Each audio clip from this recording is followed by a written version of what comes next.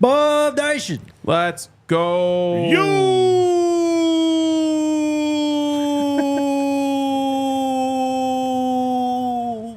You know that sound and what that means.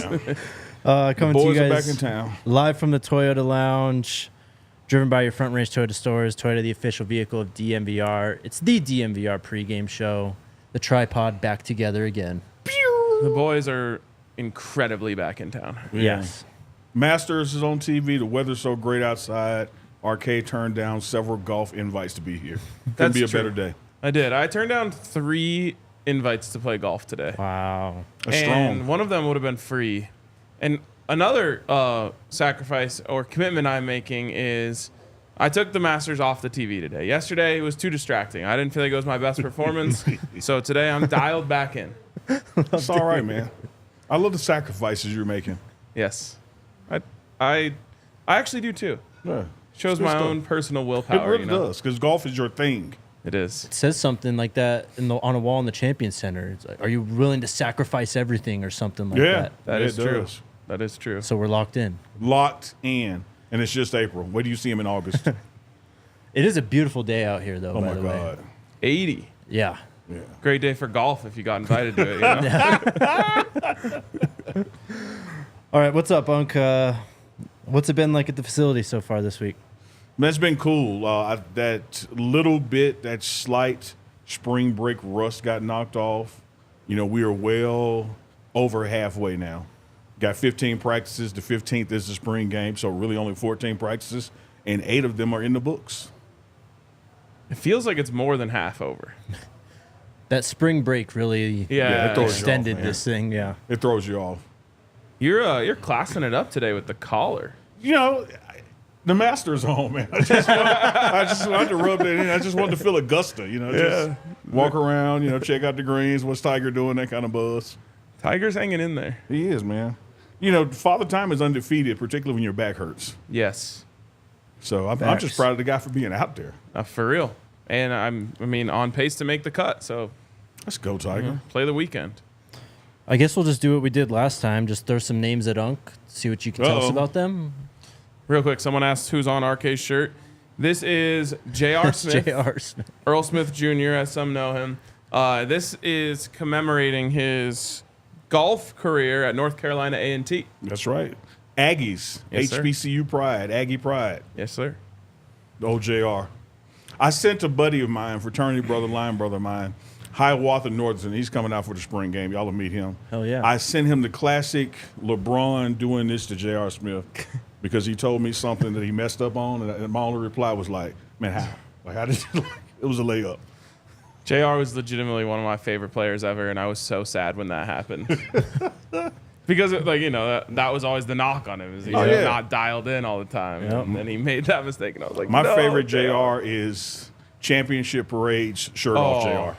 So Yeah. that man didn't wear a shirt for like 3 weeks. So much respect for that. I love it. My favorite JR moment is the famous Twitter direct message screenshot. I know what I'm talking about? No, I don't. You trying to get the pipe? He's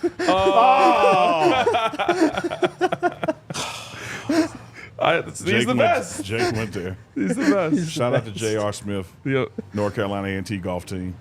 All right, let's get into it, man. Let's go. the buffs here. We've heard a lot about DJ McKinney, especially this week. We just talked to Kevin Mathis yesterday. We talked to DJ yesterday. But Coach Prime has really taken him under his wing, kind of given him a lot of one-on-one coaching from what we've seen from well off the pregame show, Reach the People.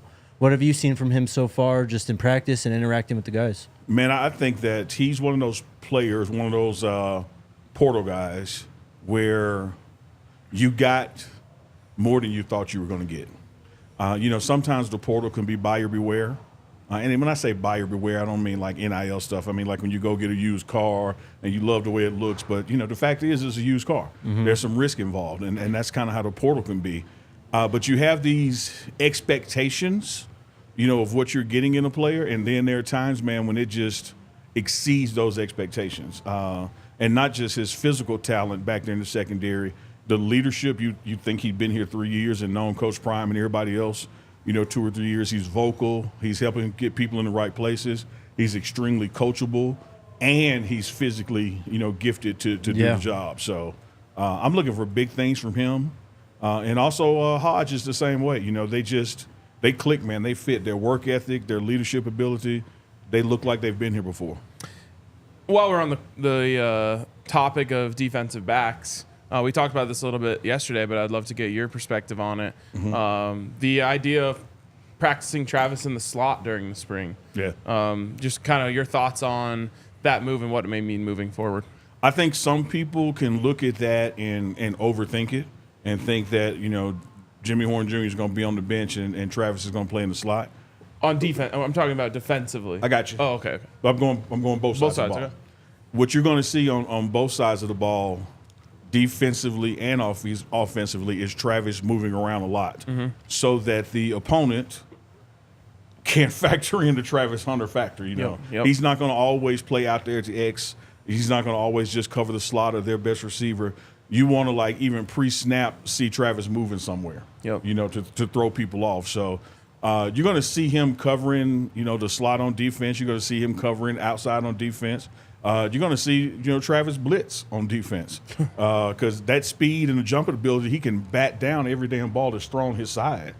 He's going to be moved around a lot, man. Yeah, well, and you talking about moving him around on offense, I think is exactly why they're moving him around on defense. The reason I say that is if you're playing a team that doesn't have versatile corners – and you start Travis outside and then motion him into the slot, well, now you might be able to get an advantageous matchup with Travis against their nickel or whoever it may be, and you could love that. I think the Buffs practicing Travis on defense in the slot is for the reason that you can't do that to him. If he's locking down your number one wide receiver during a game, you're saying, okay, we got to get him some touches. Maybe we'll move him into the slot. I think in a perfect world, they'd love to just be able to say, Travis, follow him into the slot. And for the same thing, Preston Hodge, who you love in the slot, you're saying, hey, are you're comfortable moving outside now if Travis is going to pull inside? I think it's just Travis being a matchup nightmare, really, too. I mean, he's your best player. Yep. And if someone's giving you issues out of the slot, being able to just move your best player down there and shut that down and force the other team to go find something else is massive. How much did the slant kill us last year? I mean, there was a few games they lost just because of the slant. Slant and drag. Yeah. And Travis is one of those guys from a strength and conditioning standpoint that could move pre-snap and be there in time and get settled. Yep. And so the misdirection stuff, the eye candy, what they called it, that you could present to the offense, that, okay, let me identify where Travis Hunter is, and by the time you're looking where the safety is and linebackers, Travis has now moved somewhere else.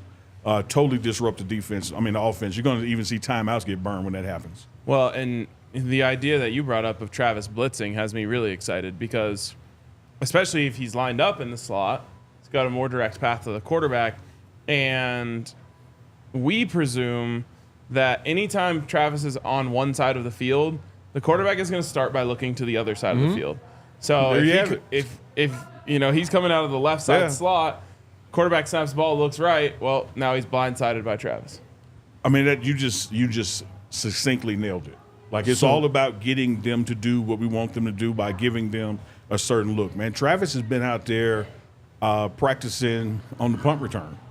He's been out there fielding punts, man. Learning how to secure the ball, look it up, get it in. Coach Jason Phillips has been working with him on that. So he has literally been touching every part of the field except offensive line and defensive line.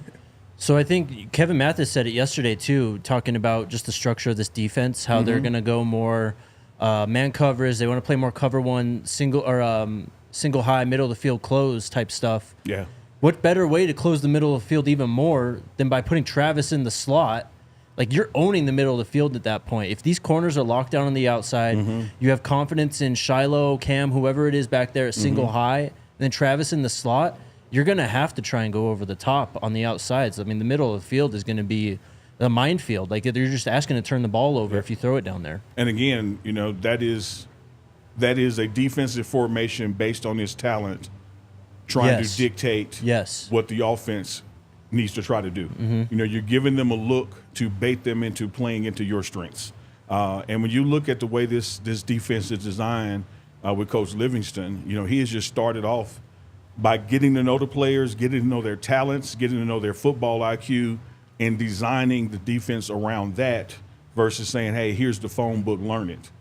So they've really embraced it. They help come up with the terminologies. You know, he's trying to get the best 11 on the field at the same time, and there's no stretch of the imagination. Whether you're on offense or defense, Travis Hunter is one of the best of the 11. I want to ask you about 3-6 Mafia. Yeah. Number 36, Nathaniel Watson. Coach Yeah. Prime is saying he's got to find a way on special teams. What's he been doing this spring? He just brings it, man. Like enthusiasm, it's infectious. We posted on our Instagram when Coach Prime said, "Hey, break him down 3-6 Mafia." He just start cussing. You know, he's like, whoa. I didn't mean literally. So yeah, he's just. Nano, I think is what they call his nickname or something, but he's just all over the place, man. And he has really embraced special teams, which when you play for Coach Prime and you understand that your head coach made a living playing special teams as well as his assigned position, he likes guys that love being on special teams. Sometimes you get people, their egos get involved, like, oh, I don't want to do that. You know, I'm do this. This is my job. But that hasn't been his case. He loves playing special teams, man.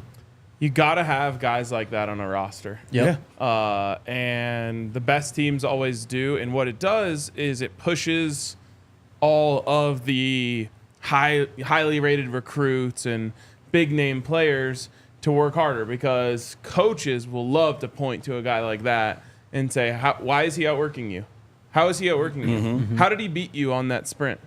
You know, you're supposed to be a 5-star player. You're supposed to be a 4-star player. You're letting him beat you on your sprints. You know, I literally remember seeing that exact same thing happen in a practice with Tad Boyle, a coach. They're running, you know, down and backs on the basketball court, and one of the walk-ons won, and Tad just unloaded on the team, went one by one and said, "Is he faster than you?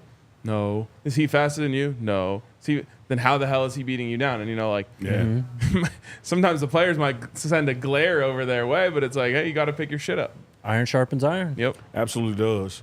And you have a lot of that on this team. I mean, you look at Charlie O at running back, walk-on kid. I mean, never damn complains, makes the most out of every rep he gets. You know, this is not like me pissing on the other backs. They all do a great job. But there are times, whether it's, you know, Dylan, Alto, or Savion, that you wanted just a little bit more out of that rep, or you wish this would have happened out of that rep. When it's Charlie's turn, like he's a guy on the team that's that walk-on that you can point to, like, hey, man, look what he's doing. Like, every single opportunity he gets, he runs like it's the first or the last opportunity of his football. And if you get everybody with that infectious mentality and attitude, the team only rises because of it. Yep. Herman Smith was at JSU 2 years ago for Primes last year. Went and played at Idaho State last year, but he comes to Colorado now, and he's flying around back there. Yeah. I just, when you said his name, a joke that Coach Prime said Thursday popped in my head, because Herman has definitely been playing well. And I think Herman understands he has to play well. You know, he plays the same position as Shiloh, in Cam. So he has to play well to get that opportunity beyond special teams, but to go out there on safety when there are different alignments or someone needs to come out or something. But Herm broke up a big play the other day, and Coach Prime looked around and made eye contact with me, and he goes, man, Herm. He said, I think Herm is only smoking on Wednesdays and Fridays now. Herm is flying around. This not the Herm we used to have. Oh man. But Herm is killing out there, man. His attitude, when he's a Charlie O out there. When he gets his turn, you know, to be out there with the defense, he tries to make the most of the 4 or 6 reps he gets and leave an impression on the coaches. It feels like every day we're seeing Charlie Offerdahl highlights. Look, dude, and it ain't like well-off media or reach the people or even it's the pregame show. It's not like we're trying to manufacture that. Yeah. It's not like we're trying to make this Rudy story happen or something. Like, the dude just damn does it. If you're filming the 2 offense and 44 gets the ball, I mean, it's going to be a damn play. He just does it every single time. Could you envision a world where he gets more than just a couple carries this year? I do, and I've heard that out of Coach Prime's mouth. I've heard it out of Coach Prime's mouth in front of the entire team and the coaching staff that the way Charlie is working, you know, Charlie needs to be getting the ball. That's awesome. Love it. That would be an unreal story. Yeah. Yeah. I mean, not just a walk-on, but a walk-on from the pre-Coach Prime era. A small white guy from Colorado making plays for this team during the season. The storylines would just be all over him. Yeah, I don't think I've seen Charlie fumble. I don't think I've seen him miss a chip or picking up a block when he's in for pass protection. I don't think I've seen him have a missed assignment route-wise or a drop. Like, he has just missed a consistency when it's his turn. Love it. We have our first scrimmage of the year coming up tomorrow. Yeah. Last week, not the first scrimmage. Practice, not a scrimmage. Yeah. We're getting a scrimmage tomorrow, though. What are you looking for in that? To see where that intensity level is going to spike, because the last Saturday practice, we got nowhere near the threshold of it being a scrimmage as far as pads taking guys to the ground. Yeah. And, when these guys get chippy during the week, you hear that kind of bravado of like, all right, we just wait till we can really hit. And so to see this O-line and D-line really get after each other, to see this O-line, stop picking up that blitz and really be able to hit back, I'm looking for that kind of energy. But also looking forward to something I told you, Jake, last week. And we did have it Thursday's practice. There were officials out there. Yeah. I love when we start having officials at practice because it starts to clean up the game. Yeah. There's a lot of quote-unquote cheating going on when there's not refs out there. That was offsides. You did jump. That was pass interference. That was holding. But when now you have people out there calling it and you start to rein in the game a little bit, because keep in mind, fellas, last year we were one of the most penalized teams in the nation. Yep. And a lot of those were pre-snap. If we can start in April, going to the spring game, particularly in August, clean it up, we got a chance to be dominant. So I'm looking forward to some of this domination that's been taking place during practice without officials. How does that continue if you got a guy out there with a yellow flag? What has it been like having Coach Sapp around? I just had to give it a moment of silence. First is like he says, you're going to hear him before you see him. And when you're on the fourth floor hallway, you know if he's in his office because his voice is just booming. 4:15, right? Yeah, his voice is booming, his sense of humor, his connection with the kids, man, and teaching the defensive line, but also just at any table in the cafeteria, sitting down talking about how to be a pro, how to avoid pitfalls in life, whatever the subject matter may be. You got 2 gold jackets on the 4th floor of the Champion Center, man. No one else can say that. Like, it is unreal, man. And so when I love talking to players after Sapp talks to them, like we'll be at practice and he'll pull the defensive lineman to the side and kind of literally teach him some stuff. And you see like the light bulb go off, and I was like, man, what was that like? Like you just had a Hall of Famer teach you something. Yep. And then you went out there and did it, and he's like, man, it's unbelievable. You got to listen to him and Coach Prime because they got gold jackets. But just look at Kevin Mathis, 10-year plus NFL career. Look at Robert Livingston and his NFL experience. If you're on defense and you ain't listening, there's something wrong with you.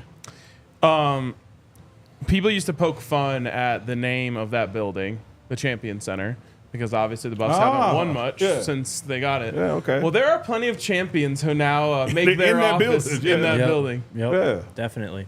Yeah, we're going to make sure that building name gets justified. There we go. Yeah. I love it. Champion Center. 2150 Stadium Drive. I can't help but think that Coach Sapp, almost feels like he's found a second calling here. Oh, yeah, he's got a bounce, man. Sapp ain't fishing. He's got a bounce. He's energetic. He wants to be there. He looks forward to it. He's putting in just as long hours as anybody else.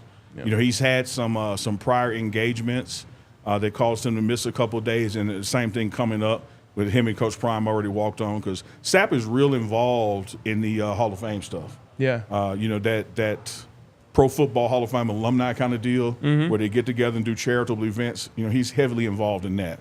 But of course, that won't impact the season.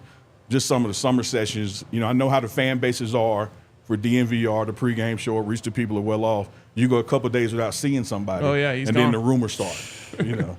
Oh, it's Tuesday and I haven't seen Sapp since Monday. What's going on? He had a speaking engagement, man. It's okay. Yeah, he'll be right back. I don't know where I submit my application, but I would like to formally submit my application to be Coach Sapp's golf buddy, because I saw Coach Prime said he needs one. He does. Tell you who's been should give it Jason Phillips, man, the wide receiver coach. All right. Yeah, he plays a good bit, and he and Coach Field, Lodholt, the offensive line coach, play together. Sapp hasn't joined them yet, but those are 3 mainstay golfers on the staff. There we go. We got our scramble. Like bags are at the There you office, go. you know. Yeah, I love it. I love that. Do you want to tell the people about your wonderful Toyota? Oh my God. I thought he was talking to me. I was like, I don't have a Toyota. I absolutely love my Toyota, man. I talked about this feature before. I don't think this is like a groundbreaking feature anymore, but I still love it so much. I was driving home last night from Indoor Golf League. We got the playoff dub. We're in the Love it. semis. And just threw on the cruise control. It was like I was on a straight road, 35 mile per hour speed limit. You know, I put it at 40. Just cruise control, and I'm just, I barely have to even pay attention. I do still pay attention, but I don't really have to. You're driving in the future. Yeah, exactly. Just one of the great features of my Toyota. But the number one thing that I could say about Toyota is that I've had that car for 4 years now, and I've never had to take it into the shop. I won't even knock on wood. Don't need to. For one thing. Never had to take it in the shop for one thing other than your standard oil change, and someone broke my back window. But other than that, Yeah. it's an amazing car, man. I love that car, and I'll drive it until the wheels fall off, and they Which is probably gonna- never will. That's going to be a long time from now. I was sitting there a week or so ago, and you were out, and Toyota popped up on the screen, and I told Jake, I said, I've never had anyone complain about a damn Toyota. No, When have you been driving on the highway and seeing Toyota on the side of the road? Yes, never. it just doesn't happen, man. yeah. So check out your Front Range Toyota stores, including AutoNation Toyota in Centennial, Corwin Toyota in Boulder, Groove Toyota in Littleton, Mountain States Toyota in Denver, Stevenson Toyota East in Aurora, and Stevenson Toyota West in Lakewood. Toyota is a proud partner of CU and the official vehicle of DNVR. So help me out here. Mm-hmm. I know I've never been here now 16 months, and I should be a little more in the loop. You guys learned me. That's taught me in Mississippi. Yes. You guys learned me that the mountains are to the west. Mm-hmm. Yes. All right. So I got that. So typically I'm watching TV and I hear this range talk. Where is the Front Range? That is just the mountains. Okay. So that's like The mountain. So like, since we're on the other side, like the Front Range is just like the beginning. face of the mountain. I got it. Yeah. All right. So the east side facing west. I'm east of the mountain, but looking at the mountain, and that's the Front Range. Yes. Gotcha. Yes. Also, shout out to our friends over at Circa Sportsbook. Circa, the absolute goats, man. You can download the Circa Sportsbook app if you're in Colorado. But we encourage you to make the trip down to Vegas, hang out at the resort and casino. It is the best place in Vegas. It's incredible. Restaurants on point. You might come away with a story or two from dinner at the steakhouse at Barry's. Yes. A lot of stories from Circa. Hey, we'll be in Vegas together this summer, man. Yes, we will. You Big going to 12 come Media Day. check out Circa with us? If that's where you're going to be. Hell yeah. Sounds like it. So you can download the app at circusports.com. Circa Sports bets can only be made while physically located in the state of Colorado. You must be 21 or older. All rights reserved. Circa Sports Colorado encourages you to gamble responsibly. If you have a gambling problem, call or text 1-800-GAMBLER or visit problemgamblingcolorado.org. All right, guys. I have a problem when I lose. Other than that, I do not have a problem gambling. I think we all do. I kicked a little ass during the tournament, though. Me and Zan win my bracket. I've got some. I got third place in one of my brackets, which paid out. That was nice. Yeah. And then I joined a crazy Masters pool with there's like a lot of money on the line. So. And just like this was started before the tournament started? Yep. Oh, yeah, that's ballsy. Yep. Yeah. I like to get in those after the cut, but like pre-cut is like, it's insane. Oh yeah. One of my guys is fighting hard. T6 right now. Let's get into the all right, quarterback talk, guys. All right. Let's do it. We have... Shedeur Sanders is good. All right, next segment. Shout out to our friend. Just kidding. No, man, we have an absolute baller coming back to campus. Another blue chipper. We've talked a lot about him already. You know the name. Juju, Julian Lewis, coming back to Colorado June 21st. This is going to be his third time coming to Boulder. Visited on end of January, was just here, I want to say late February, early March. Yeah, I think it was early March. And now is coming back for an official visit on June 21st, 2024. That is the last of 4 visits he has scheduled this summer, presumably before he locks in for his final year of high school football. This kid is just a phenom. I mean, we've talked enough about him, but he's coming back for his 3rd time. Yeah. The key word in that, when did you say he's coming? June 21st. And it's going to be his what visit? Final visit. You want to be last, man. Yep. In this day and age of college football, you want to get that last word. I'm excited about it. You know, our QB room, we have a generational talent. Yes. I almost want to say lifetime talent, but we certainly have a generational talent in Shedeur Sanders. Can easily be up there for the Heisman. Just talented, man. Just his work ethic and everything. I think Staub is sitting there still at 2, but that is tightening up. But it's just a room that you have to add to, you know, for the future, man. And the future is now.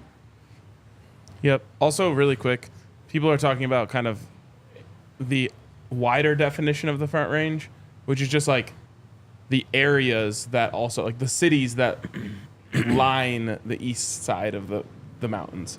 So, like, you could call, like, Boulder, Denver, you know, whatever, Golden, like, the Front Range. God, see, I'm learning, man. I always hear that in, like, commercials or broadcasts. I'm like, man, am I in the Front Range? Yep. And now I know. I'm a Front Range warrior. Yes, that's more like the Front Range area. What's your read on Juju? You're the one who officially put him on Flip Watch last time we talked about him. I did, and I'm looking We need smarter. a graphic for Flip Watch. Like, Yeah, we should. I'm getting smarter and smarter by the day in terms of putting Juju on Flip Watch. Yep. Look, let's just make it as simple as possible. You don't go somewhere 3 times unless you're really, really considering doing that. And now, chicks will do it just for a free meal. But that's different from this. Heck, if someone takes 3 free meals with you, they gotta like your company. He has been to Auburn 3 times, too. I will add that. Yeah. I mean, I'm not. Look, there's work to be done here, for sure. But you show up 3 times when you're already committed somewhere. That's even worse. Yeah. So you know, Yeah. she's got a boyfriend and she goes on 3 dates with you.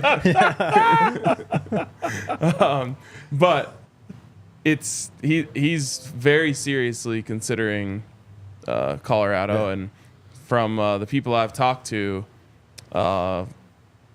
they think that there's a real chance here. Real chance. And I love to hear that. I agree. what a perfect heir to the throne. Have you, Neely, been able to interact with his pops at all by chance, or just, you know, cross paths with Julian in the hallway? Just cross paths, not a lot of interaction. Because of what we do from a broadcast standpoint, the interesting NCAA rules, which are crazy, the student athlete can go live, film, video, whatever they want to put out. But anyone affiliated with the school can't unless they're an official signee, you know, officially have committed. So we see the recruits and it's like, hey, nice to meet you, you know, welcome aboard, that kind of thing, but not a lot of interaction. All right, June 21st, mark it down on your calendar. Juju Lewis time. Let's talk about the other quarterbacks, though. Ryan Staub, in particular, in the battle for QB2. We can even go to the portal because you've mentioned, Neely, on this show that you wouldn't be surprised if they dip in the portal for another quarterback. Absolutely. So how's Staub looking? How's that competition looking first? I think he's looking good. I think he is right where, from a solidified standpoint, where he left off in Utah. You know, he is growing and evolving, but I also think that the other quarterbacks are growing and evolving as well. And probably one of the tightest battles out there in mid-April is that QB2, QB3 as we go into, you know, the spring game. But I do believe that there will be a quarterback brought in through the portal. I honestly believe that. I think it's important to have some insurance. It's also important, you know, for scout team development and practice, because sometimes at practice you got 2 or 3 practices going on at the same time. Yeah. You know, I think the fair takeaway or the obvious takeaway from someone hearing that would say, like, does that mean they're not confident in having the solidified QB2 right now? and I think that'd be a good takeaway. Yeah. I think with your current roster, Staub is 2. And I think the others are fighting for it. And I think that the coaching staff would love to see an even tougher fight by introducing some more talent to the room and to see if they can emerge or not. Yeah. It sounds like Staub has looked pretty good, though. Yeah, he is, man. He is got that little swagger, up there early, stays there late, takes care of his body, does the right things when he's out there with the twos. And keep in mind, the offense twos go against defense ones. And so, he's looking out there, Travis and Shiloh and Cam, you know. So that helps him develop rapidly. What do you think they're looking for in a QB out of the portal? I know probably experience, athleticism. Yeah, I was going to say older guy, experience, because here's the situation, man. And, you hate to even, put stuff in the universe. But should something happen to Shedeur, from an experience standpoint, there's a big drop-off.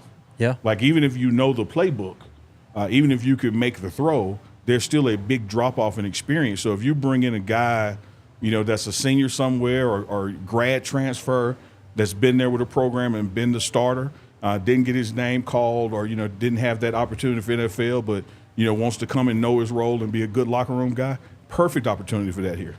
Yeah. And guess what? From the guys just described, you're now QB1 apparent next year. For sure. That's the carrot on the stick, Come here and learn it. Be that damn good number 2 guy, help get the team ready, be ready if we need you. And in addition to that, when Shedeur is called with the number 1 pick next year, guess where you are? And I also would say, man, that I think there's some portal guys out there when that portal opens on Monday, I think, right? Yep. Yeah. I think you're going to see that kind of person in the portal that we can go after. It's going to be an absolutely insane portal period. Yes. It is. People are not ready for this, I don't think. Oh, no. They're not ready for the ones that we're going to have leave. And when those names start becoming official, people are going to shit a brick. But they're also not ready for the ones that are going to enter from other schools and then eventually end up here. Give me another one. The latest rumor out there in the college football world is that Ollie Gordon could potentially enter the transfer portal. Oh, my God. I mean, we just had one of the best young backs in the country, and Damian Martinez enter earlier this week. We've talked about running back as a position in need, too. Yep. Yeah, I know we're on QB. I think we're looking at a seasoned QB. I would say 1 or 2 linebackers, 1 or 2 defensive linemen, and I'm talking about guys who are playing, not guys who are just on the team somewhere, but they were starters, so they can come here and start here. And I think that we're in a good spot to land those kind of people. Shout out to Coach Darrell in the comments, Select QB Athletics. Yes, sir. DC. QB. I think back to the exercise we did, the golf balls. I did exercise. We did a visual exercise. But, I mean, I understood what we were doing at that point, right? And I got the exercise. But now it's just becoming even more clear that, as these portal periods come through, that's exactly what they're doing. They keep leveling up. And, the outside media, the national media are always going to see, 15 players left Colorado. It's a shit show again. Yeah. But they don't look at the talent coming in and how, even if it's just marginally better than what's left, the team is getting better every single portal period. Yep. Yeah. And I think another curveball to that, Jake, because excellent point, well said. Thank you. I think that folks also don't measure the true impact of the person that left, and not just statistically on the field. Mm-hmm. But I don't know why we make nationally, not just Colorado, but anywhere, a big deal about walk-ons transferring. It's not the impact in the front operations. I'm not dissing the guy that's a walk-on. I would cry if Charlie Offerdahl transferred like he's a walk-on. Mm-hmm. So I'm not dissing the category of walk-on. I'm just saying from a number crunching standpoint, you got to really pay attention to the scholarships that transfer. And then if they transfer as a scholarship, what was their impact on the field? Mm-hmm. And then how do you replace that? Old movie Moneyball. Mm-hmm. You replace Jason Giambi with 3 people. Yep. And you come up with the same attributes. So people make a big deal of the portal, man. There are going to be some guys leaving CU, and there are going to be some guys coming in to CU, and we're going to be ready to ball August 31st. Yeah, I mean, there's only one school in the country that it makes news when a walk-on transfers. Yeah, it's crazy. And it's only because insane. they know if they talk about someone leaving Colorado, it will get engagement. Yeah. Of course. All right, shout out to our friends over at Breckenridge Brewery. Monday we were at the farmhouse, right? Yes, Why does that dude. feel like 5 weeks ago? Where was my This has been invite? one of the longest weeks of my life. Yeah, this is insane. I had the dry rub hot wings Yeah. at the farmhouse on Monday, and I have been craving them ever since. They are so good. Thankfully, we're going back for the DNVR draft party for the Broncos, and I'm going to probably get 2 orders of them that time. Maybe I get invited to that one. I don't know. Let me Dude, check come it out. through. Seriously, the food there is amazing. Everything I've ever had at the Breck Farmhouse is just top tier. They've also got, like, bags outside. They've got giant Jenga. It's Yeah. a great place to hang out on a nice day. Definitely. Today is a nice day. It is. We should just go already. We should be doing the show from outside. We should. Maybe one day. But shout out Breckenridge Brewery. Come down to the DMVR bar, hang out with us. We got Breck brews on tap in cans. We got the Good Company hard seltzers as well. Or if you're not here, well, you can find Breck Brew wherever you are. Use their beer locator, www.breckbrew.com, to find a Breck Brew near you. True Fan Travel. Yeah, shout out to True Fan Travel. I just got a text or a DM this morning from someone being like, "Hey, I'm getting ready to figure out what I'm going to be doing this season for my travel, and I just want to know, are you guys doing a trip for the Nebraska game?" And I was like, "Yes, we are." And I actually talked to someone yesterday who said we're going to have that ready very soon. It's going to be really awesome. Last year, we did it for the TCU game. I think we're going to actually do it for 2 games this year. The second game being the UCF game. Cross-country trip there. Yep. So keep an eye out for all that. But, we'll have an option that has hotel and flight and game tickets and tailgate tickets. You could just do hotel and the tickets. You could do, just the tickets or whatever. But there's going to be a bunch of options for you depending on where you live and what's best for you. But What's best for you is to select a package that includes the tailgate, because then you get to meet us. Oh, yeah. So we'll be there tearing it up before and then the after party after that game.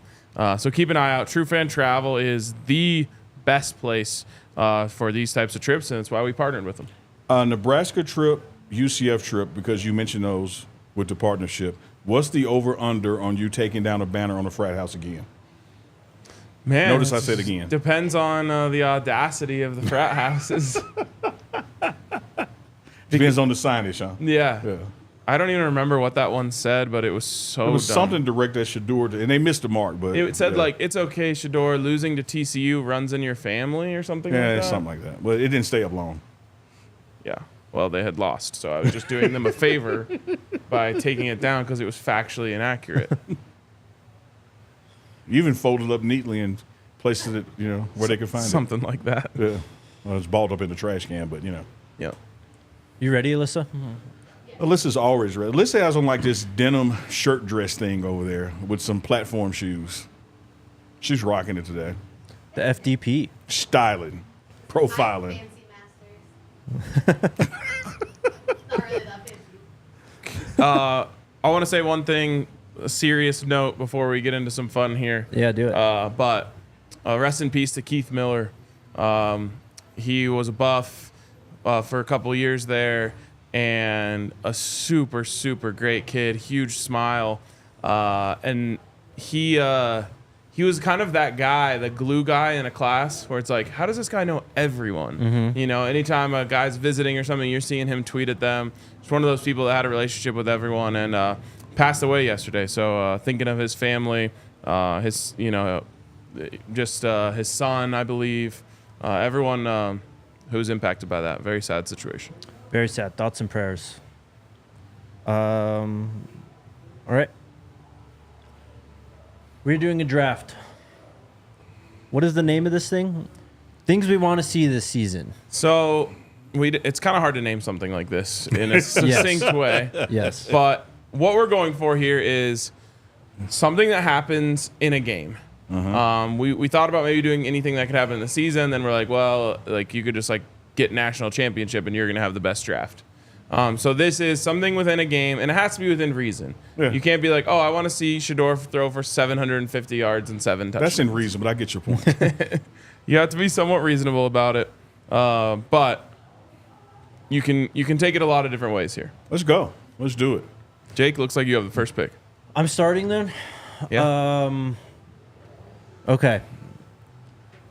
I want a Dylan Edwards 100-yard rushing game. All right. Number 1 overall pick? We haven't had a 100-yard rusher in the primary here. Wow. All right. I think it's conservative for number 1 overall. What would you go with number 1 overall then? Hey, I'm second, man. Yeah, I'm not going to give away my pick. I mean, Dylan Edwards is he's one of the stirs that can stir the drink on this offense. Totally. He's going to be on the field a lot, and there's a lot of people out there who doubt his ability to run between the tackles. Do you think that you would have been called out for being unrealistic if you said 150? Dylan Edwards 200 all-purpose yard game. All right, there we go. I'm going to allow you to put your hand back on the chest piece that you already took it off of. Just to help. 200-yard all-purpose game. He only had, I think, what was it, 140? Like, I just got the font right. You could do like AP yards, 200 AP yards. Against TCU, I'm trying to see how many total yards he had. He only had 320-some rushing yards this entire season. He had 159 total yards in that TCU game. Okay, so this would top that pretty handily. This would easily be his best performance in college so far. But with your emphasis, when your first emphasis on rushing, it's a big difference because a lot of those were passing yards. I want to see him do it running the football because I want him to prove this notion wrong that Dylan's too small to be in between the tackles / every down back. I want 100 rushing and 100 passing in this 200-yard game. That would be sick. Okay. I like how you just all over his pick. And, you know. Well, I'm trying to help my guy. I get it. I get it. He needs help from time to time. So mine would be, it's easy, low-hanging fruit. And it's just number 1 in my mind. I want to see us have an entire game, and Shedeur Sanders is not sacked. Wow. Zero sack game. Because I think what that leads to is what you picked as number 1 and a lot of other things, not to mention a victory.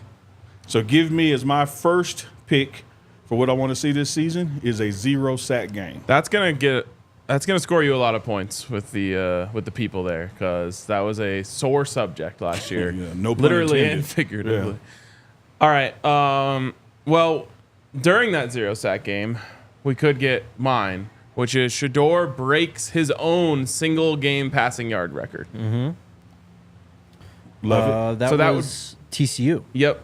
So what would that be? What did he have? 400. I am looking it up right now. He had 5'10". Oh, 5'10". Yeah. So 5'11". Is what we need to break the record. And I wouldn't mind if it happened against Colorado State, but we don't have to put that part on. Yeah, but it shouldn't have no space for that. So, yeah, we just remember that's where you prefer it to happen. Shedeur breaks his passing record. Shedeur breaks passing record. Yeah, that works. You're doing a great job, super funky dope producer, no matter what they say. It looks great. Oh, I get a wraparound pick here. Yeah, you do. All right. Well, where do I go with this? It's all a game of like how far can you push it, in my opinion. Push it, man. Give me a Travis Hunter 2 touchdowns, 2 interceptions game. I like that. I like that. That is huge but realistic. Yes, exactly. That's why I was trying to figure out like what's realistic here. Yeah, because one of the picks could be a pick 6. Yep. So you said 2 touchdowns, 2 INTs. That's achievable. And I mean he had games with each of those last year. So he only had 3 picks last year. He never had a pick and a touchdown in the same game. Wow. Maybe. Well done. Well done. All right, so if you're picking up on a pattern, if a pattern can happen off of one thing, I went offensive line first. My second pick, I'm going to do something toward the defensive line. I would love to see this year the Colorado Buffs have a 4-sack game. I feel like 4 is conservative. Yeah. You could take it up to 6. Yeah. Now I'm going to leave it at 4. Okay. All I'm right. going to leave it at 4. I want to see He's a going 4-sack for game. realism. Yeah. Give me a 4-sack game. What was the most they had in the game last year? Give me a minute and I can get this. For my next one, Neely kind of took mine. I'm not gonna lie.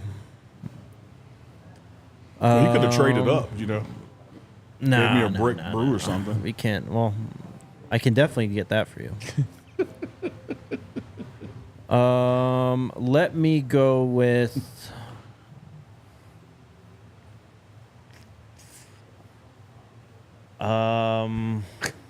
I don't know. What do you mean you don't know? Because Neely just took mine. That was what I was gonna go with. All right. Well, Let you me got go- back to back here, so you better think hard. All right. You do have back-to-back. Let me go with Omari Miller tops his USC receiving total. Wow. Wow. So, what was 200, that? I think. I think he got 199. 195, Yeah, I think it wow. was. All right. Let me You could double do check this. yeah, for you. yeah, there you go. So he had 234 in the season. Might have been 196. Yeah, 196 against USC. Okay. All right, it's on you My again. Last one.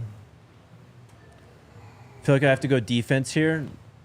So I'm going to go Shedeur Sanders, 2+ forced fumbles in a game. Got that last year.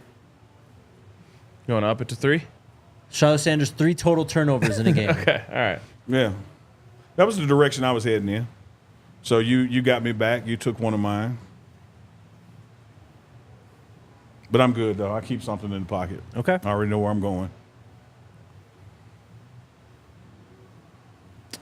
Damn, I just thought of another one too. you know, she asked if you want to do 5 rounds. You said 3, so. It's true. You know. I mean, we're taking a while here. All right, my third and final pick of something I want to see happen this year. It's going to go with the running game. You know, we want to improve the offensive line check. We want to improve the defensive line check, running game. I like your first pick being Dylan Edwards specific, but this one is going to be more towards Shermer's wheelhouse as the play caller. I'm trying to pick my number here because there's a certain number of design runs I would like to see in a game, regardless of the back. Give me, and let me preface with this. This number, if it sounds huge to you, keep in mind we're going to be so successful that Shedeur Sanders is not playing the fourth quarter at all and may not play half of the third. So I want to see 35 runs in a game. Wow. I want to see 35 deliberate running plays in a game. 35 runs in a game, not per game. So they did at least match or eclipse that mark 3 times last year. 35? Wow. They had 45 attempts against USC. Well, up mine to 45 then if we did 45 last year because I don't even Yep. remember us running that They ran the much. ball 45 times against USC. They ran it 35 times against Stanford and 41 times against Washington State. Washington State, they were just trying to run that damn. Yeah, Yeah, trying they to were get trying out to of get there. out of there. Yeah. So give me that. Those are my 3. right. In this USC game, yeah, man, they ran it a bunch. Oops, sorry. Hank had 16. Shedeur carried it 14 times. Dylan had 12 carries. Oh, there we go. Yeah, back out. See, yeah, I should go back down to the 35 then. I forgot about the QB runs. 35 running back carries. Yeah, yeah. That's Shedeur's still going to run, though. yeah, but that's not a lot of those are not designed runs. Those were duress Yeah. runs. Those like, oh shit, I got to go. All right. I went back and forth on this one. Final pick. I thought maybe I'd just throw something out like beat Nebraska, but that's too simple. I thought maybe even And that's your given. We know Yeah, you yeah. want that. blow out Colorado State Yeah. would be a good one too. But I think I found potentially my favorite pick so far. Wait, if your favorite is your third, you're getting a steal here. It is a steal. Special teams, special plays, special players. Give me a Alejandro Mata walk-off field goal. I love it. I love it. Good pick. I thought you were going to go with what I had, or my other one, and that was going to be a return touchdown. That would be nice. I thought of that one. That was the gateway thought Yeah. to Okay. the Mata. I was like, oh, special teams exist. Mata. Yeah. Love it. I love this board, man. It is. I like yours are more broad, like team focused. Where I went all individual focused. Jake kind of individual too. This is gonna be good. I tell you what, I'm looking at 9 things up there. If 4 of those happen in the same game, we ain't losing a damn game. I was actually thinking about it. A lot of them could happen week 1. Not to say that North Dakota State is a pushover or anything like that. But, if there's a game where they can, run the ball a bunch and do those sorts of things, like you would expect it. Yeah, and let me underscore that, because this is certainly not a North Dakota State being a pushover. They are the best of where they are. But I lean toward what you just said more so because it's week 1. Yeah. And that's the week you can sneak up on somebody and really run up things, whether it's this position, this player, this scheme. As you get into the season and you start creating a paper trail of film, the game tightens up some. Your opponents are more ready for you. Yep, for sure. So just I like the 200-yard alto game. Smoke going Andretti. through, looking at this, I don't think the Buffs even had more than like 3 sacks in a game last year. So Yeah, there you go. Yeah, The one I remember there being sacks in is Nebraska. yeah, they only had like 2.5 or 3 that game. Wow. Yeah, we just didn't play a lot of ball on the other side of the line of scrimmage. Shout out to JD, Jordan Dominic. He was getting back there. But as a group, we didn't consistently play on the other side of the ball. It's really funny because I just made a sketch reference and then Brandon Spano walked by and made one himself.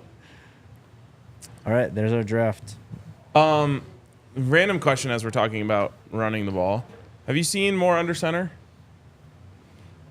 I would say mix, because it depends on, if the 1s or 2s out there. I think there's a lot of nuances to Pat Shermer's offense, a lot of, lack of a better word, creativity, a lot of doing different things out of the same formation, so you're not picking up on it. Yep. It's going to move around some. A lot of you guys sending in your ideas, and none of them would have been eligible for this draft.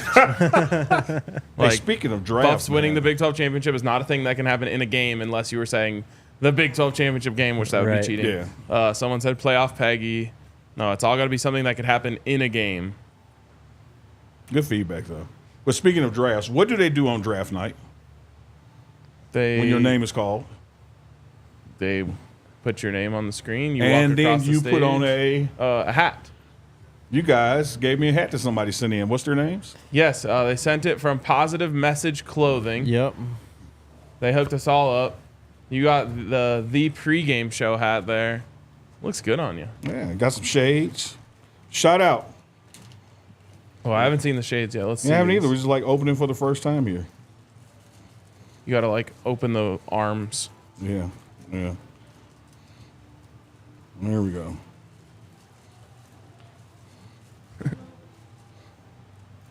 All right. Let's see what we got here. What are we working with? Bam, Let's geared see. up. Dang. Dude, you can pull off every type of sunglasses. The frames love me, man. What can I say?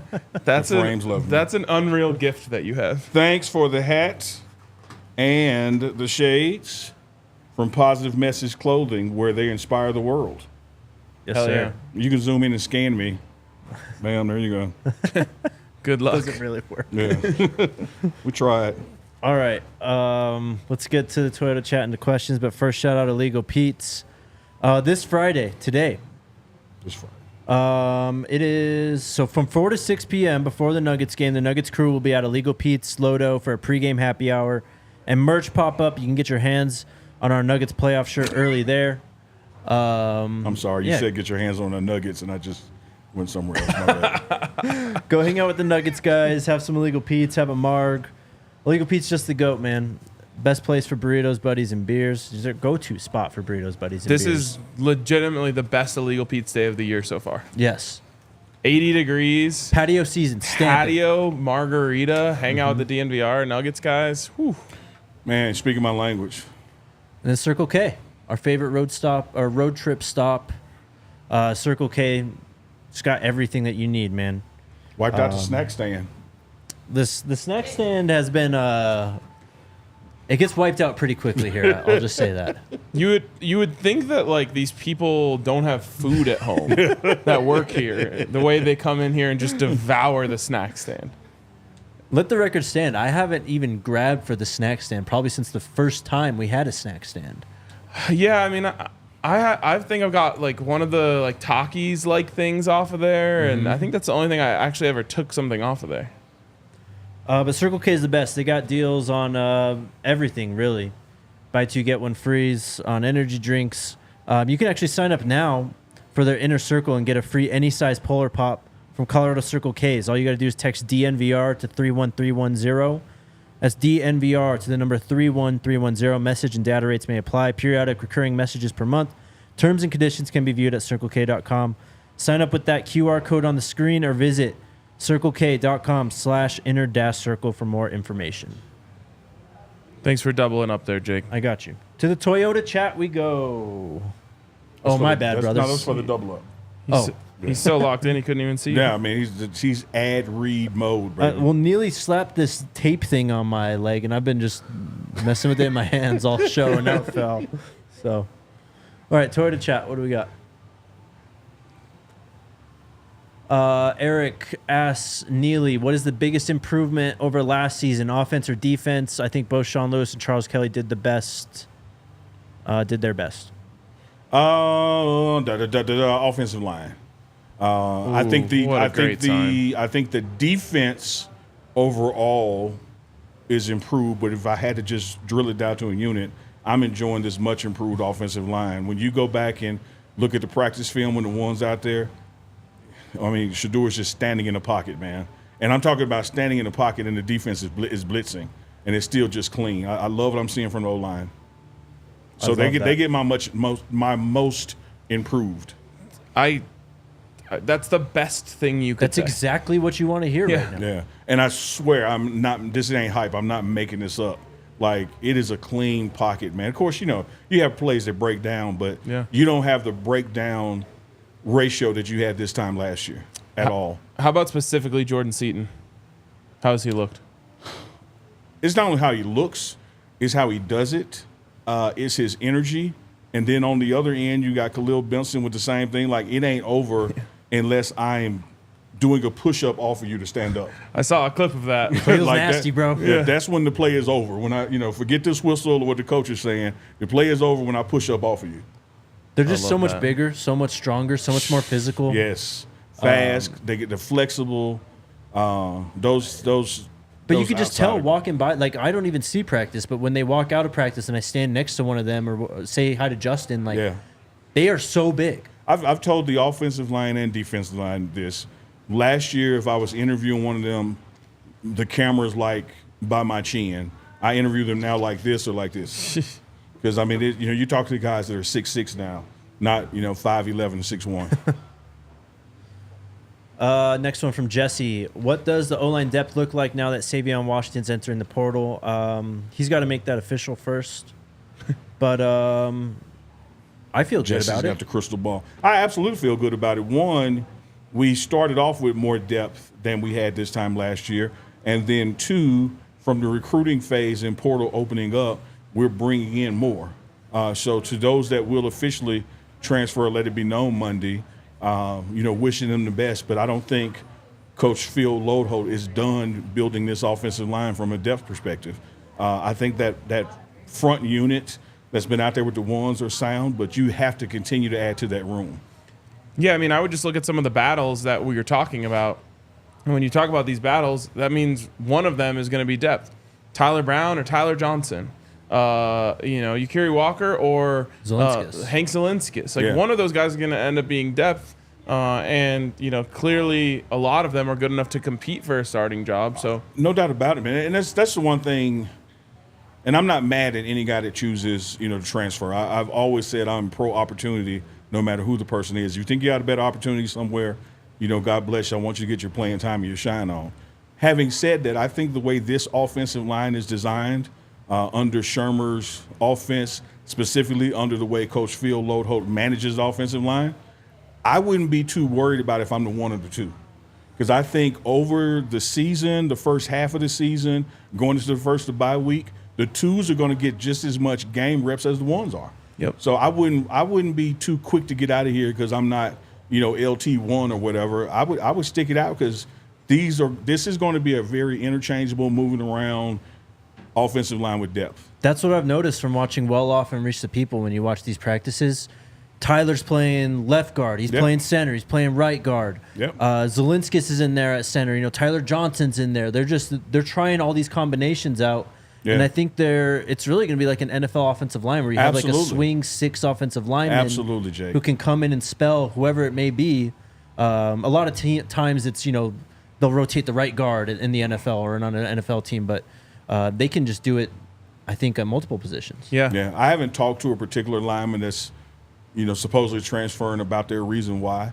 So this is just my 30,000-foot speech. I wouldn't run because I'm not labeled as the one, because you're going to play here, man. So whoever comes, whether you're 2 or 1, you're going to play. Anyone who's like worried about their position on the depth chart should just talk to Cam. Yeah, a guy who for real. Didn't play against TCU last year, and then came in and made 2 plays on the first 3 snaps of the Nebraska game. And then, you know, he couldn't get him off the field. And then he was leading the Pac-12 in interceptions at one point. Like, you know, he didn't pack his bags because it didn't look like he was going to start. He just put his head down and then went in there and made plays. Great point. Great point. Thank you guys for the kind words today. Shout out to Joshua in the comments. Missed with the question for Neely. Can you see the impact of the new coaches this early in the year? Absolutely. Absolutely. And I think it is a chemistry that they have developed with each other, the way they communicate and work together. If I look at the defensive side of the ball, you know, the way those coaches strategize together and communicate together, you see them at lunch talking and getting on the, on the same page.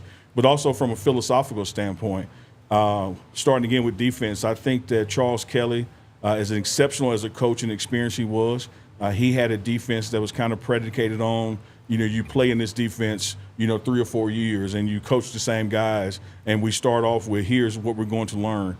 It's been totally flipped now with Coach Livingston. He is starting off based on, okay, who do we have here? What can they do?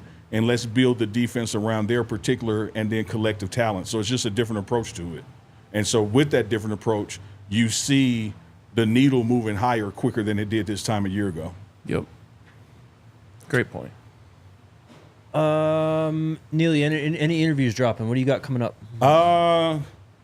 2 things. Got a thing with Sapp that's coming up. It's not really an interview. It's just kind of shadowing him and some video of him teaching. That should be Monday.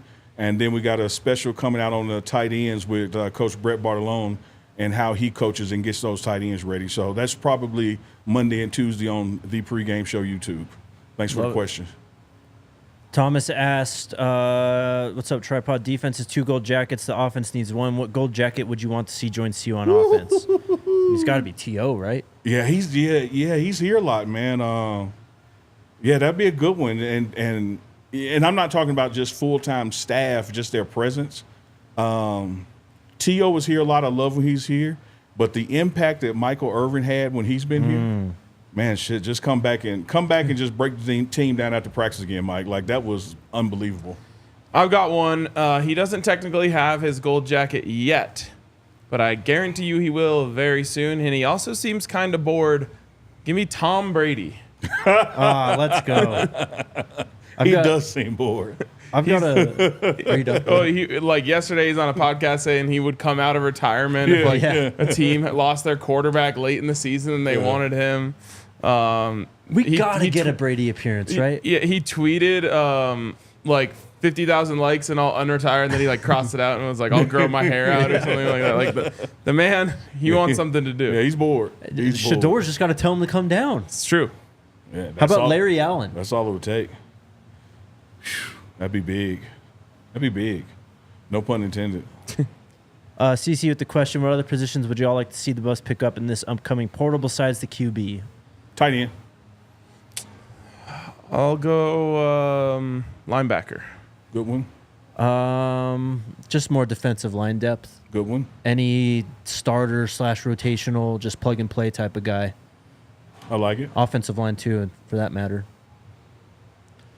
Michael, watching from South Africa, question: do players who declared for the draft have to submit some sort of application form, CV / resume or something like that? Thank you for the show. Thanks for watching. I think it's just signing an agent. Yeah, I think isn't it's it? just clear. You get an agent and you're draft eligible. I would assume there's some sort of there's thing a declaration you have to sign. Yeah. But a good question. Better question maybe for like the appliance office or something like that. Scott asks, hey, Unc, any coaching or adjustments with the hip drop tackle? Compliance, not appliance. Yes. Here's my answer to that. I'm not going to say it's specifically to that, but the way this team teaches tackling has never included that. So it's not like you're trying to unteach, hip drop tackle. That's just not the way we teach tackling, period. So if you do it the way you're taught, wrapping up and that kind of thing, I was going to use that terminology, but it wouldn't be good for the air. It's a certain thing you step on. It's you get in the guy's face. You tackle, keep your arms in, and don't grab till you get there because it keeps you from reaching for a tackle. So you wait till you get contact and then route. So all of that, in and of itself, deprograms the hip drop because you're not teaching it in the first place. Yeah, the hip drop hasn't been outlawed in college yet, No. correct? Not yet. No. That's such a difficult conversation. Yeah. I hate it for defenders, but I also it's- understand it for safety reasons. But, for me, RK, if we explore the NFL part of it, the horse collar you saw significant injuries from, and it had to be addressed. I can't think of just a laundry list of hip drop tackles causing injury that regular tackling didn't also cause. Yeah, I mean, it's like it's lot of a high kind of ankle across the board. sprains. Yeah, I get it. I get it. But I also think that sometimes more than player protection, the game is just becoming more and more pro offense because they want to see points scored. yeah. My biggest issue with it is like a horse collar tackle. Everyone knows what that is. It's like very obviously you grab them by the collar and hold them down. A hip drop tackle is it can be interpreted so many different ways. I think. I agree with you. Smoke, what's up? Is there going to be a tailgate package for the Arizona game? I think so. The goal is to have a tailgate at every game. There's a couple things that have to fall into place for that. So we'll let you know. And then Buffs News Weekly, what is the tailgate for the spring game going to look like? Unc swinging by in the morning. We'll see. Yeah. You'll be busy, I'm assuming, though. I will, but I got to swing by in me. All right. I got to swing by in me. TXK State of Mind. Based on his performance, do you foresee Micah overtaking all the other running backs to become the top run option? So based on current performance, there's no doubt about it that Micah will be getting playing time. This notion of overtaking, I'm going to apply this to everybody across the board.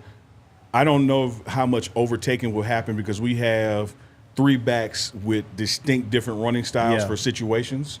So just because a Micah emerges and gets more carries, it's probably because of the situation that he got those carries, and not so much that he was just outperforming the others. You're going to see backs get different touches based on where we're on the field, the kind of time is left, what we're trying to accomplish, because they really do have unique running styles. Paisley asks, how many players do you guys think will transfer over, under 10? Over. I go over. I will also go over. And I honestly, I'm not looking forward to players leaving. I am looking forward to, in a sick way, the overreaction, the national overreaction. There's I gonna can't be wait. overreaction. And like being able to, talk about it for real. Yes. Because I like the way you button that up. The three of us are in the loop, in the know. Yeah. And out of respect for programmatic things and also out of respect for the student athlete, there are things we don't announce till it's time to announce them. And so, you can be aware or unaware of transfers that are quote unquote pending just because you had a lunch with a guy and it just happened to come up. But I do expect a complete overreaction Oh, yeah. by Monday afternoon and Tuesday course. morning. Because there's people literally sharpening their knives right now to be able to write the Coach Prime has lost Colorado. It's a mass exodus. This is a disaster. The portal recruiting approach continues to fail. Yeah. By the way, speaking of recruiting approaches, did you guys see that a offensive lineman from USC, four-star offensive lineman, a incoming 2024 class freshman, early enrollee, is already in the portal? Yeah, let me grab his name. And you wonder why Coach Prime doesn't want to spend, time, money, resources, at least as much, recruiting freshmen because there's so many variables. And then these guys could transfer out before you even. And feel free to include in-home visits. In-home visit, I was going to say. Because that takes resources. You flew across the country to get this guy. You got him, and then he transferred 6 weeks later. Yeah. His name is world we live in. Jason Zandamella, 6'3", from Clearwater, Florida. Come on home. Ranked as the top interior O lineman in the 24 class per on 3. All right. We'll see you later. Yep. There it is. The girls club asks, Unc, how's it feeling having a fellow Noop in the facility now? Oh, it's awesome, man. Shout out to strength and conditioning coach Stephen Houston, who was recently initiated into the same fraternity I'm in, Kappa Alpha Psi Fraternity Incorporated. Stephen's a good guy, doing a great job as the get-back coach on game days. And during the week, he's the strength and conditioning coach that's helping guys in their injury prevention and also rehab. So shout out to Stephen Houston, man. Is it super chat time? What's up, Jack? All right. Let's get to 400 likes. Come on. Smash Is the that like tripod button. back there? That is. Subscribe to the podcast on Apple Podcasts and Spotify. We'd appreciate your 5-star review wherever you're listening. Also, subscribe to the pregame channel also. DJ Flame to you with the super chat. What's up, Unc? Thanks for helping with my big and tall order. My question is, who has more style and swag? The J5 of Jackson State or J5 Jimmy Horn Oh, come Jr.? on, man. Well, one, always a pleasure to plug anybody else that's on the big and tall side. Glad you got your order and everything. Hey, man, J5 Jimmy Horn has a lot of swag, but the J5 of Jackson State, I mean, hell, it's 5 of them. You got to go with that. The Sonic Boom of the South, the drum majors are called the J5. Jimmy Horn gets them 4 compadres, then we'll remeasure. By the way, I'm making a sign for our next show, and I'm putting it right on the other side of Alyssa that says, please don't distract our producer. That would be nice. DJ Flame to you. Arcane Jake, just because we live in Kansas City don't mean we support the Jayhawks or the whack-ass Chiefs. But please do a tailgate at Arrowhead for the KU game so we can kick That it would be skull historic, buffs. man. DJ Flame to you is you're all right with me, man. You're up there now. So that's an epic super chat. Yeah. Anyone who calls them the whack-ass Chiefs is good with me. Yes, sir. I think we will. Love it. And we'll hit up Jack Stack the night before. Yeah. There you go. And for people who don't get it, we're playing a game in Arrowhead Stadium. Yes, unfortunately. Yes. Jermaine. I don't like college games in NFL stadiums. I get it. Well, renovations are forcing this. I also hate the basketball tournament games in giant football stadiums. I mean, being in the top row of an NFL stadium to try and watch a basketball Could you game imagine? sounds like a nightmare to me. You'd be better off watching it on your phone from that top row. I bet you there's really people that are doing that. Insane. Jermaine with the super chat. Unc, thank you. And Tolly for the WrestleMania talk. Oh, good deal, man. Tolly and I are just wrestling fans from way back, man. So we had to get off script a little bit and discuss WrestleMania, which I think one of the best WrestleManias in the history of WrestleMania, if not the best. One of those things I just don't understand, but Same. I never hate on what other It's just people like when I walked in here, y'all were cheering for soccer. I just ordered my Ralphie and joined in. I didn't try to fight it. Exactly. Didn't know what the hell was going on, but when y'all cheered, I cheered. Mr. Hillsman with another super chat. He's back again. Shout out to the DNVR folks behind the scenes. Appreciate you, man. Love it. There's a lot of them. There is a lot of them. Speaking of, did you see the social squad got a little shine today on Yeah. the Denver Sports Podcast? Yeah. Good for them. How'd that show go, Alyssa? Wow. Rev BJ Nelson with the super chat. Praying favor over on the Buffs, DNVR Neely, RTP, well off crew, and a special blessings on RK. LOL Jake. Wait, JK. So special blessing or no? I'm going to go special blessings. You turned down 3 typed golf it out. invites, man. Yeah, he typed it out. Thank you. I won't curse at you. Thank you. We don't need that jinx again. Atlanta, stay focused and informed. Neely, who will be the breakout D lineman this season?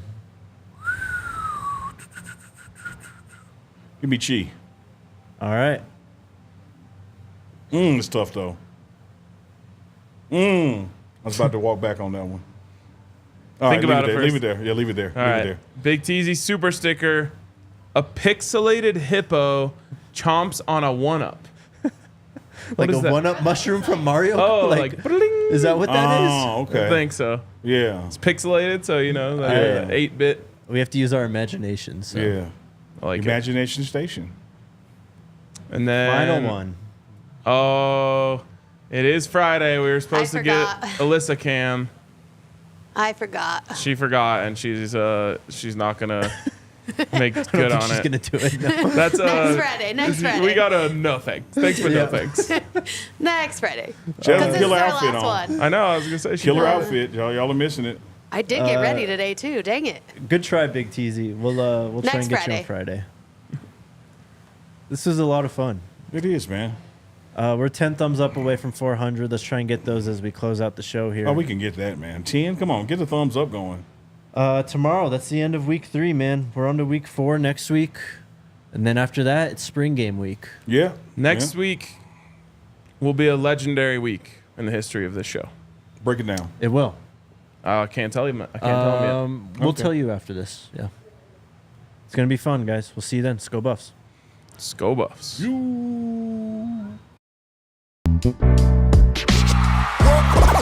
all silly like the mayor.